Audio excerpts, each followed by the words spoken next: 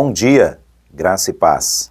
Sejam bem-vindos. Hoje, domingo, o primeiro dia da semana, o dia que a Igreja do Senhor Jesus se reúne como comunidade de fé e juntos celebramos a ressurreição do Senhor Jesus, que ocorreu exatamente 3 dias depois da sua morte, 3 dias do seu sepultamento, num domingo pela manhã, o primeiro dia da semana. Há 2000 anos que a igreja primitiva, as primeiras igrejas, os apóstolos, os primeiros discípulos, começaram a celebrar a salvação eterna no domingo. E nós estamos dando sequência a esta máxima da igreja de se reunir para louvar e adorar ao nosso Senhor e Salvador Jesus Cristo, Filho de Deus, o Criador e Senhor do universo. E nós estamos aqui reunidos para juntos estudarmos um pouco desta história, para estudarmos a Palavra de Deus, para estudarmos a Bíblia Sagrada, as Escrituras Sagradas, a voz de Deus ao nosso coração, aos nossos ouvidos da alma, Deus se revelando a nós, mostrando quem Ele é e quais são os seus propósitos para a vida de cada um de nós. Estamos neste trimestre falando sobre a vida de Jesus, o ministério do Senhor Jesus, e hoje, na sequência, falaremos sobre o grande sermão profético que o Senhor Jesus proferiu dias antes de ser traído, preso, julgado, condenado e morto na cruz do Calvário. Muito importante nós estarmos debruçados sobre a Palavra de Deus para conhecermos um pouco mais acerca deste sermão profético que se aplicou àqueles dias, continua se aplicando ao longo da história e, com certeza, até a volta do Senhor Jesus. Nós vamos orar e, na sequência, nós estaremos, então, com a nossa EBD online abordando o estudo desta semana. Obrigado, Senhor, por este dia, por este domingo. Obrigado por mais uma semana, pela Tua presença, obrigado pelo Teu cuidado, provisão. São muitas bênçãos. Queremos Te agradecer por tudo que Tu és também. Abençoe a nossa escola bíblica dominical, tanto aqui online quanto presencial, ó Deus, nas classes, com os professores, alunos. Que seja um dia muito especial, produtivo, que sintamos intensamente a Tua presença. Pedimos a direção do Teu Santo Espírito, conduzindo o estudo da Tua santa e poderosa palavra. Em nome de Jesus, o Teu Filho, oramos. Amém. Como já disse, nós estamos estudando uma série falando sobre a vida de Jesus, principalmente sobre o ministério do Senhor Jesus aqui na terra. Ele veio como o Filho unigênito de Deus para ser o Cristo, o ungido, para ser o Messias, o Senhor e o Salvador. E nós já estamos caminhando para o final desta análise detalhada, para o final desta história de Jesus aqui entre nós na Terra. E hoje nós vamos, de maneira mais específica, falar um pouco sobre o sermão profético que o Senhor Jesus proferiu para os seus durante aqueles últimos dias em que ele já estava em Jerusalém e se preparava para todos os acontecimentos que viriam na sequência.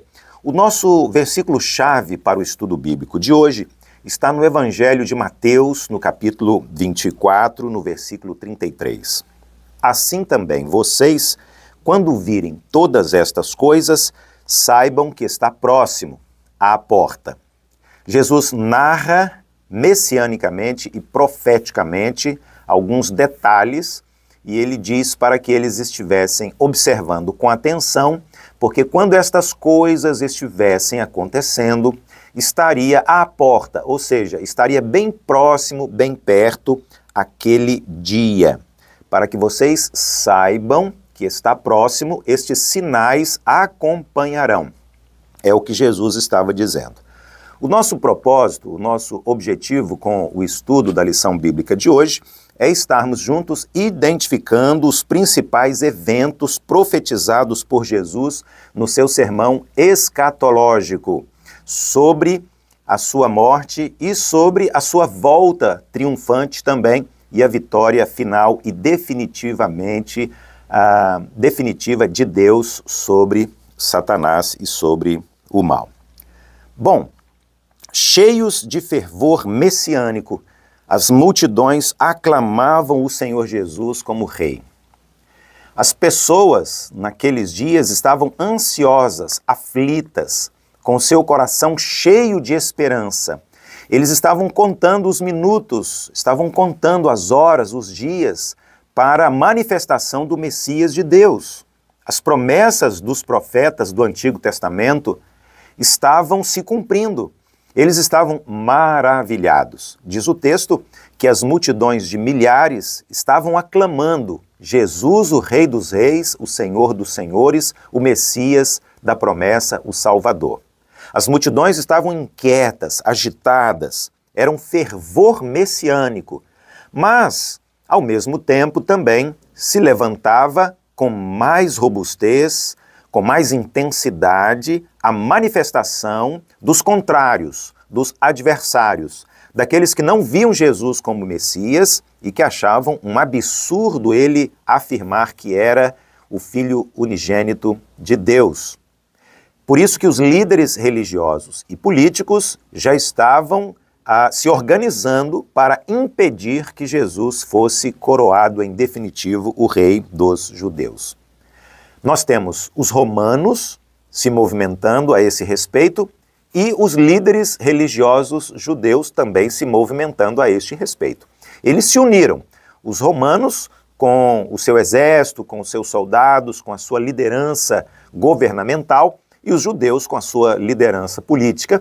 Eles então se organizaram para impedir que Jesus se tornasse em definitivo o Messias. Não sabiam eles que o curso da história revelaria que o propósito de Deus se cumpre, haja o que houver. Não há oposição capaz de impedir que os planos de Deus se concretizem e, na verdade, eles estavam fazendo exatamente aquilo que era necessário, porque Jesus precisava ser sacrificado, Jesus precisava tornar-se o Cordeiro de Deus para tirar o pecado do mundo. Jesus precisava ser levantado naquela cruz, no Monte da Caveira, no Calvário, para que ele, então, cabalmente fosse o nosso Senhor, o nosso Salvador. Este, então, é o contexto em que o Senhor Jesus ministra o seu maior discurso na Semana da Paixão. Os evangelhos narram e falam o que é que estava acontecendo. Jesus, de fato, estava predizendo todas as coisas. Sendo ele Deus, ele já estava antecipando os fatos e fazendo uma narrativa. Interessante observar que naquele momento ainda os discípulos de fato não estavam compreendendo todas as coisas, somente depois, na sequência, é que eles, digamos assim, compreenderam, a ficha caiu, a chave virou e eles sabiam o que cada detalhe significava. O que acontecerá? O sermão profético, o sermão escatológico de Jesus vai falar a esse respeito. Levando em conta a resposta de Jesus, fica claro que Mateus interpretou as perguntas dos discípulos como perguntas diferentes. Quando o templo vai ser destruído? Qual será o sinal do fim desta era? Enfim, é muito importante nós sempre compreendermos que havia ali uma mentalidade religiosa e tradicional judaica. Jesus era judeu, a sua família era de judeus, ele estava num ambiente judaico, seus discípulos eram judeus, ele estava vivendo ainda nesta transição do Antigo para o Novo Testamento como um judeu do povo de Deus no Antigo Testamento. Por isso que ele diz, eu vim para os que eram meus, né? A Bíblia diz que Jesus veio para os que eram seus, mas eles não o receberam. Os judeus rejeitaram Jesus, judeu, como o Messias. Por causa dessa mentalidade judaica e das profecias do Antigo Testamento, havia uma experiência e uma expectativa messiânica naquela época. Os discípulos viam todos esses fatos ocorrendo como um único evento. Jesus, porém, os considerava como eventos separados. Jesus tinha uma visão diferente da visão dos discípulos, que ainda não estavam compreendendo tudo, como nós hoje olhamos para trás e conseguimos visualizar todo o cenário. Mateus 24 descreve a realidade da vida dos discípulos e da igreja, detalhando acontecimentos que antecederiam a destruição do templo. No entanto, tais acontecimentos bem se aplicam a todos os seguidores de Jesus de épocas e de contextos diferentes. Vejam, este é um esclarecimento importante. Por quê? Porque estes fatos, eles, de certa forma, entre aspas, se repetem a cada tempo, a cada época, a cada momento. Nós precisamos compreender isso. Há uma transição do Antigo para o Novo Testamento e estes acontecimentos não foram únicos, não foram exclusivos, mas de certa forma, direta ou indiretamente, eles estão acontecendo. E então, quais eram, na prática, esses acontecimentos? Fome, guerras, terremotos, falsos messias, eles surgiram logo após a saída de Jesus do cenário. Porém, não era ainda um sinal do fim, apenas um sinal do início do fim.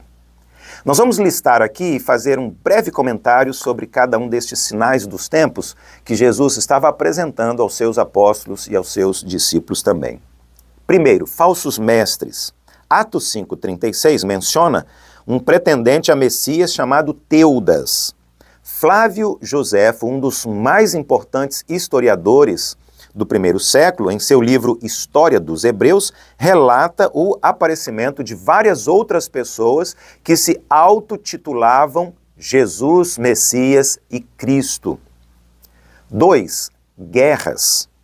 Lutas esporádicas antecederam a revolta dos judeus no ano de 67 depois de Cristo, que culminou na guerra entre os romanos e os judeus, e também a invasão da cidade de Jerusalém por Tito sob as ordens do imperador Vespasiano. Hoje, aqui e agora, por exemplo, o mundo está envolto em guerras, grandes guerras, guerras monumentais. Algumas pessoas, inclusive, já estão pensando seriamente na possibilidade, em breve, da terceira grande guerra mundial. O que nós não podemos duvidar quando observamos as notícias sobre os conflitos envolvendo nações importantes em todo o mundo. 3. Fome e desastres naturais. Agora mesmo nós estamos enfrentando as queimadas das florestas, uma seca enorme de um lado, enchentes terríveis do outro lado. Veja, sinais nos dias de Jesus há 2000 anos, sinais que vêm acompanhando a história ao longo desses 2000 anos e que continuam ocorrendo como uma advertência da palavra de Deus que se cumpre. Laodiceia e Pompeia, naqueles dias, sofreram terremotos, no início dos anos 60 depois de Cristo. Uma grande fome abarcou o império, especificamente Jerusalém, na década de 40 depois de Cristo, como lemos em Atos capítulo 11, versículo 22. Perseguição. Continuamos sendo perseguidos hoje, aqui e agora. Dezenas e dezenas de países, nações em todo o mundo, onde o evangelho é proibido, o cristianismo é proibido, a palavra de Deus é proibida, as perseguições são reais, são verdadeiras. Hoje, pessoas são agredidas, violentadas e mortas por defenderem o evangelho do Senhor Jesus. Nos dias de Jesus, há mais ou menos 2000 anos, não era diferente. O livro de Atos dos Apóstolos registra a perseguição da igreja primitiva. Jesus foi perseguido, depois os apóstolos foram perseguidos, os discípulos foram perseguidos e a igreja tem sido perseguida sempre ao longo dos anos. Apostasia. A palavra apostasia significa abandono da verdade, abandono de Deus, abandono de Jesus, abandono da salvação. O apóstolo Paulo previa o surgimento da apostasia na igreja como um sinal também da aproximação do fim. Escrevendo a Timóteo, ele disse o seguinte: O Espírito afirma expressamente que nos últimos tempos alguns apostatarão da fé por obedecerem a espíritos enganadores e a ensinos de demônios, pela hipocrisia dos que falam mentiras e que têm a consciência cauterizada. Jesus, então, exorta os seus discípulos para que eles estejam perseverando até o fim. A perseverança dos salvos, a perseverança dos santos, dos crentes, a perseverança daqueles que estão em Cristo Jesus é uma mensagem que está presente aqui na Bíblia com muita clareza. E ele vai usar uma expressão aqui que merece uma explicação mais detalhada. Aquele que perseverar até o fim será salvo. Esta perseverança aqui tem a ver com manter a fé como uma demonstração visível de que é uma fé verdadeira, autêntica e genuína. Aquele que não permanece na fé está revelando que a sua fé não foi verdadeira, a sua salvação não foi autêntica, não houve realmente um encontro pessoal com o Senhor Jesus. A necessidade de perseverança ou a necessidade de fidelidade firme a Deus é uma ênfase principalmente em todos os escritos apocalípticos.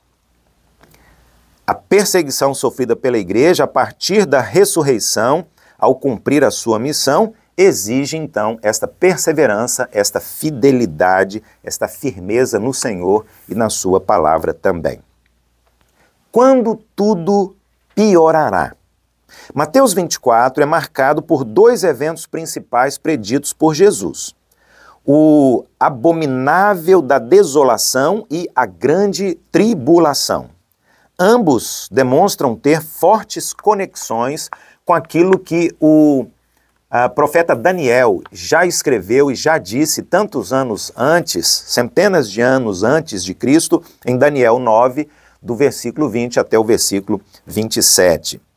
Mateus 24 pode ser entendido como uma profecia de duplo cumprimento.